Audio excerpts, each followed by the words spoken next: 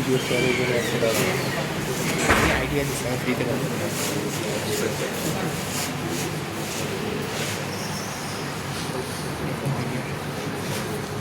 এবার একটা জিনিস খেয়াল করো, এখানে আমি এল দিয়েছি আর এখানে আর দিয়েছি, সার্কিটটা একটু আলাদা আগের চেয়ে। আগে হচ্ছে সি টাইপ করে দিয়েছিলাম, এটা দেওয়ার কারণ আছে, এই কারণগুলো একটু ভালো মতন মনে রাখো, এগুলো নোট করো, এগুলাই আসবে লেফট বা লেফট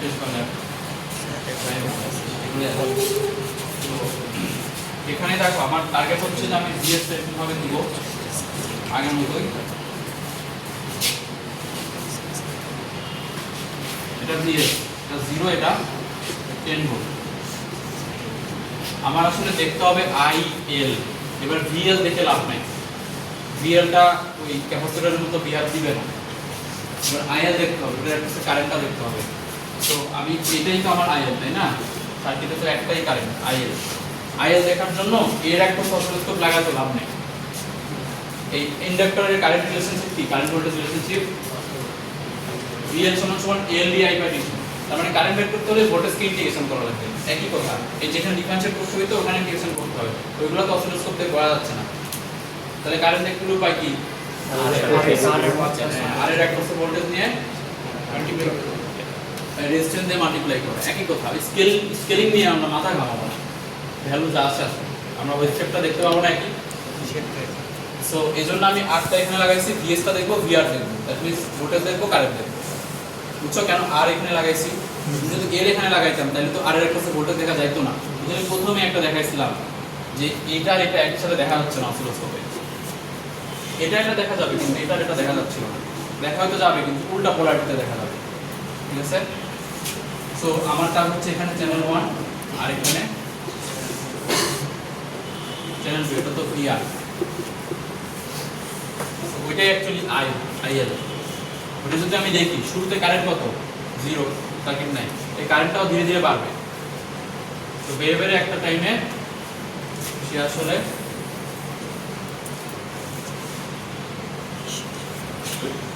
কারেন্টটা এখানে 0 ছিল,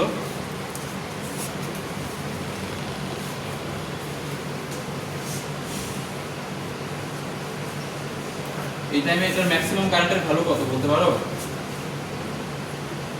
VS বাই R, মানে ওটা শর্ট সার্কিট হয়ে গেছে না, VS বাই R হয়ে গেছে। সো এখানে আমরা দেখব ম্যাক্সিমাম যে ভ্যালুটা আসছে সেটার 63.2% কতক্ষণ লাগছে। ম্যাক্সিমাম আমরা ভ্যালু আসলে মাপবো না হবে, আমরা আসলে ঘর দেখব। আসলে তো ঘর দেখা যায় না, ধরো ম্যাক্সিমামে 20টা ঘর আছে, তাহলে 20 ঘরে 6.32%, 63.2% কয় ঘর হয়? সেই ঘরে করসপন্ডিং যে টাইম, সেটাই হলো টাইম কনস্ট্যান্ট। ক্লিয়ার? সো 63.2% কি এক্সপেরিমেন্টাল? এক্সপেরিমেন্টাল না, থিওরিটিক্যাল। এটা তো তোমরা এই ইকুয়েশন দিয়ে পড়বা। ইকুয়েশনটা এরকম, DC সমান ln2 আছে না, ওইটা সমান হচ্ছে যে VS 1 minus e to the power minus e by tau, probably এরকম, তাই না?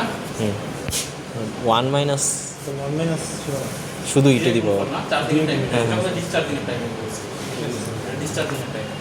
আচ্ছা যাই হোক, চার্জিং ডিসচার্জিং ফর্মুলাটা এরকম, ফর্মুলা আমার এখন মনে নেই, ওটা ল্যাব শিটেও দেওয়া আছে।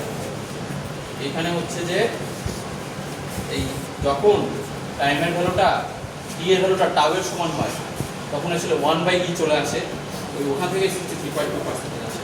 মানে টাইম কনস্ট্যান্ট টাউ টাইমে এটা হচ্ছে 63.2% যায়, বা এখান থেকে 63.2% নেমে আসে।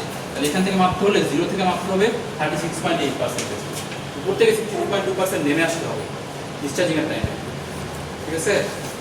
এইরকম ভাবে। আর এই আরসি সার্কিটের কাছে এটা আমি বলে গেছি, আরসি হচ্ছে যে আরসি ক্ষেত্রে টাউ হচ্ছে আরসি,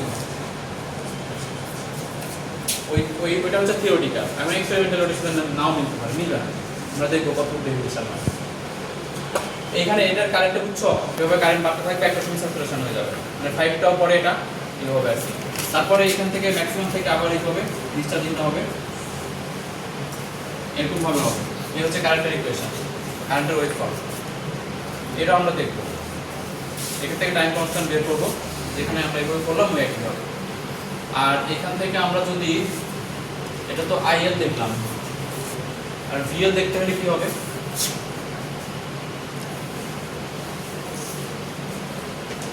আমি তো ভিএল দেখতে চাই, সেটা কিরকম হবে?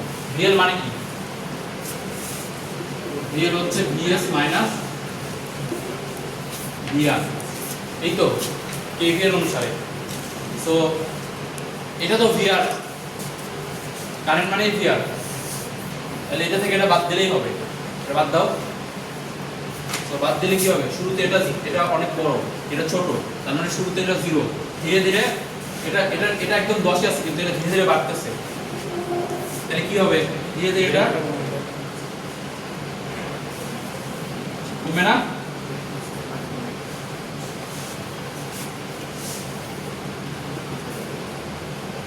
এটা আবার এখানে দেখো, এটা হচ্ছে 0, তার মানে 0 মাইনাস এটা, মানে মাইনাস এটা যেটা ছিল সেটাই জাস্ট মাইনাস।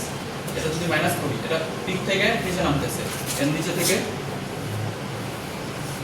পিকে উঠবে।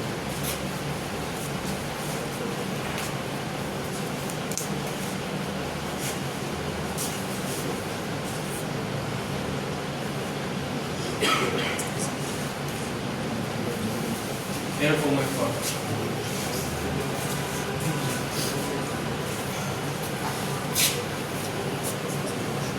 এটা তো আমরা 0 ধরছি না, তো এখান থেকে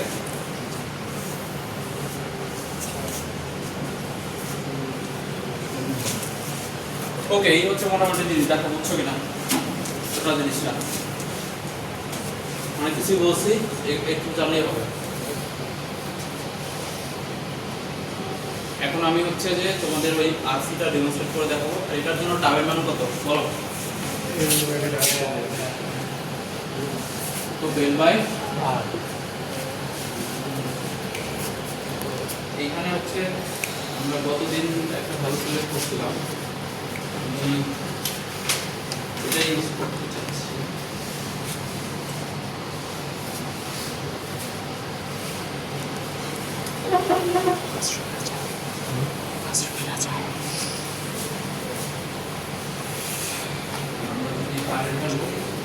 আমরা একটা ভ্যালু ধরো আর এর ভ্যালু হিসাব করতে হবে।